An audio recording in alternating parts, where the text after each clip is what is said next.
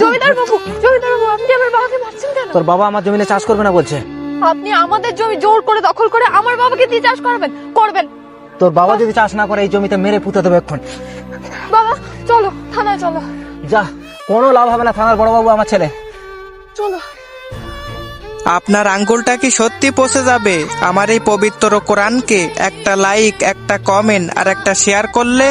কমেন্টে বলেন আমি ব্যাগ দিয়ে আসবো ইনশাল্লাহ। বাবা, কিরে Bhagat? You are under arrest বাবা। ভগত, তুই তোর বাবাকে অ্যারেস্ট করবি? মা, আমি একজন আইনের রক্ষক, আর আইনের কাছে বাবা মা বলে কিচ্ছু হয় না। অপরাধী অপরাধী হয়।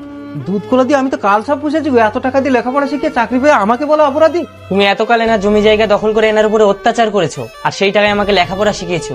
তাই এনাকে আমি সসম্মানে এনার ন্যায্য বিচার দিতে চাই। চলো বাবা। খগেন, তোর এত বড় সাহস, তুই আমার নামে থানায় নালিশ করিস? চলো বাবা। আমার জমি জায়গা তোমাদের সব দিয়ে দেবো, তুমি আমার স্বামীকে ছেড়ে দিতে বলো না।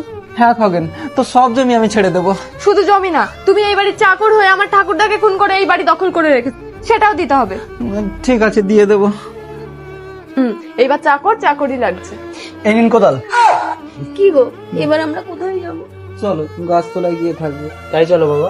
দাঁড়াও, আমার সমস্ত সম্পত্তির মালিক আমার একমাত্র মেয়ে পৌলমী। এই পৌলমীর সঙ্গে আমি ভগতের বিয়ে দিয়ে সমস্ত সম্পত্তির মালিক আমি ভগতকে করতে চাই।